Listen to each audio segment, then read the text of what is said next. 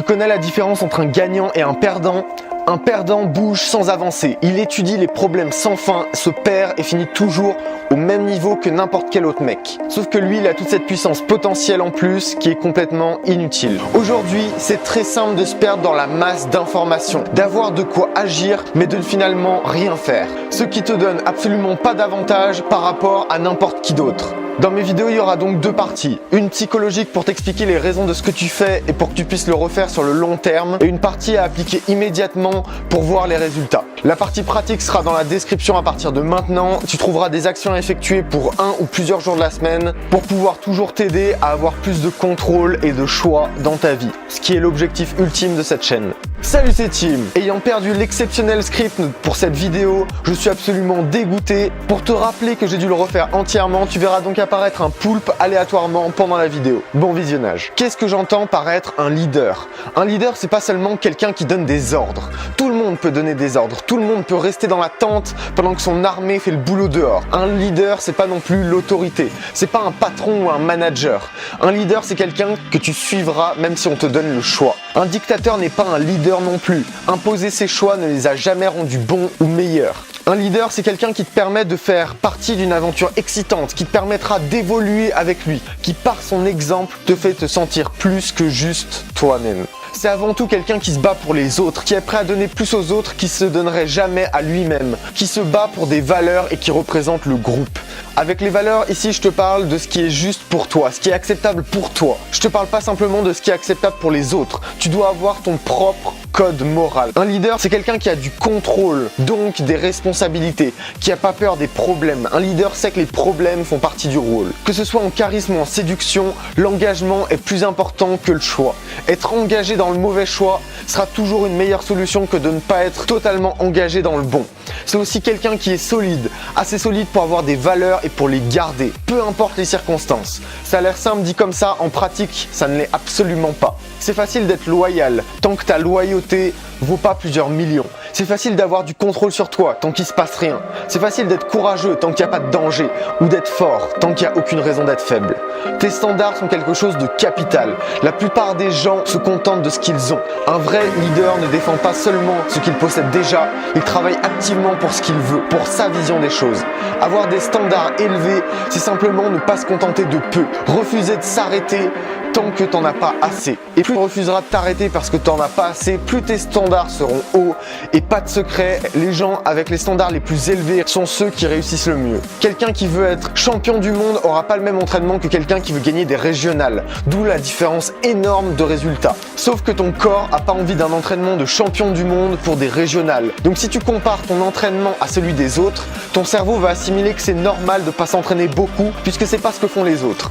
Un leader, c'est un vendeur de rêves, tellement doué qu'il y croit lui-même et qu'il se bat pour ce rêve. Être un leader, c'est une compétence que tu dois pratiquer si tu veux la maîtriser. Tu peux pas être promu et savoir exactement comment réagir à toutes les situations. Ça te demandera de la pratique. Je pense que n'importe qui peut être un leader. Ça veut pas dire que tout le monde veut être un leader ou que tout le monde devrait être un leader. Avec toi, les gens doivent sentir ton soutien. Ils doivent sentir qu'ils sont en sécurité avec toi. Et à ce moment-là, ils commenceront à agir sous leur vrai potentiel et sous leur vraie personnalité. Être un leader, c'est aussi être tellement en confiance que tu peux mettre en confiance les autres. Et là, tu verras que ça a un impact énorme sur comment les autres agissent avec toi. Dans un environnement stressant, angoissant ou désagréable, tu ne peux pas agir comme si tout allait bien. Tu vas amplifier toutes les erreurs que tu aurais faites. En plus de tes performances moins bonnes, tu n'auras pas envie de continuer. Ce qui forme la confiance qu'auront les gens avec toi, c'est une accumulation de choses que tu feras. Et aucune de ces choses ne sera plus importante les unes des autres. Un des fondements du leader, en plus de ses valeurs, c'est sa cohérence. Les gens sont attirés par la logique, par ce qui est rassurant. C'est une des raisons pour laquelle on te vend des garanties, alors que statistiquement, seulement 1 ou 2% des gens en ont réellement besoin. Même si tu dis n'importe quoi, tu vas remarquer que tant que tu donnes une réponse aux gens, ils seront rassurés. Le meilleur, c'est que même s'ils voient que tu as complètement faux, ils t'associeront avec ce sentiment de sécurité qu'ils ont eu. et oublieront assez vite ton erreur. Plus tu seras franc sur ton erreur, plus tu assumeras d'avoir pensé quelque chose de faux, plus les autres accepteront ton erreur facilement. Mais si t'es pas cohérent, comment les gens peuvent placer leurs attentes en toi? Quand tu es un leader, tu dois aligner 3 choses: tes pensées, tes mots et tes actions. Si tu dis ce que tu penses et que tu fais ce que tu dis, tu vas devenir vraiment bon dans tout ce que tu fais. Mais pas seulement, tu deviendras aussi digne de confiance. Et c'est un des points les plus importants. La confiance se constitue pas en quelques actions, elle se constitue en une attitude. Parce que si tu te fais pas confiance à toi-même, les autres vont naturellement pas te faire confiance. Ensuite, tu dois attendre des gens qui te fassent confiance, peu importe le nombre de gens contre toi. Si quelqu'un est à 100% sûr de lui, tu penses vraiment qu'il se laissera influencer par les autres ou alors qu'il laissera les autres agir comme ils le veulent? Non, ce mec s'imposera pour montrer aux autres qu'il est celui qui est le plus sûr de ce en quoi il croit, que c'est celui qui croit le plus en ses valeurs, même s'il est mis en doute par quelqu'un avec un statut plus haut. Je te dis pas de pas écouter les autres, je te dis juste de t'écouter toi-même, de poser ce que tu penses et ce que tu crois précisément avec les raisons qui te poussent à le croire avant d'écouter les autres. Revenons sur l'alignement de ce que tu penses, ce que tu fais et ce que tu dis. Si tu dis que cette fille est mignonne et que tu vas pas lui parler, tu ne penses pas comme un leader. Si tu penses que ce mec agit contre tes principes et que tu n'agis pas, tu ne penses pas comme un leader. Le contraire de l'attitude d'un leader, c'est quelqu'un qui reste passif. Un leader ne craint pas l'affrontement parce qu'il sait que c'est le prix à payer pour défendre ses valeurs et les valeurs du groupe. En dernier, un leader se doit d'être authentique. Alors comment être un leader authentique si pour l'instant t'es ni l'un ni l'autre? Tu peux t'entraîner sur chaque trait pour que petit à petit, tous les détails qui feront de toi un leader fassent partie de ta personnalité. Prendre le contrôle de la situation et assumer jusqu'à être capable de la prendre vraiment en main. Une phrase que j'aime beaucoup en anglais, c'est fake it until you make it. Fais semblant jusqu'à ce que ça devienne vrai. C'est l'esprit que tu dois avoir. La meilleure manière d'être confiant quand tu ne l'es pas, c'est d'agir comme si tu l'étais. Et cette mentalité-là, en plus de convaincre les autres, te permettra aussi d'augmenter énormément ta progression.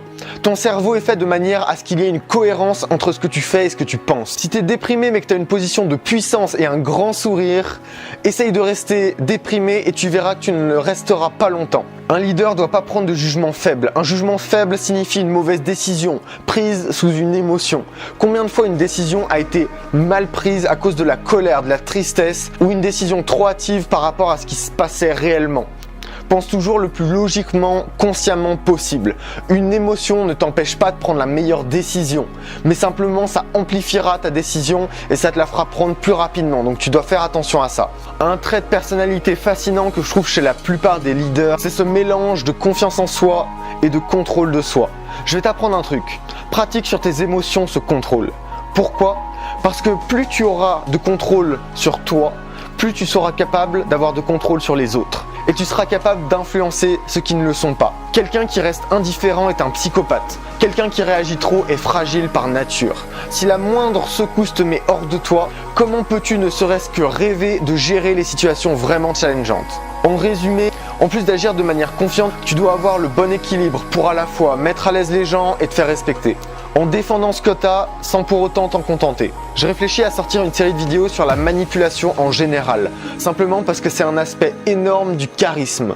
Quand t'es charismatique, t'as forcément de l'influence sur les autres, et la manipulation se pratique à chaque fois que tu parles aux gens. La question est donc la suivante, est-ce que ça t'intéresse? Je lis toujours tous vos commentaires et j'attendrai vos retours. Sur ce, je te souhaite une bonne soirée et profite bien de mes conseils.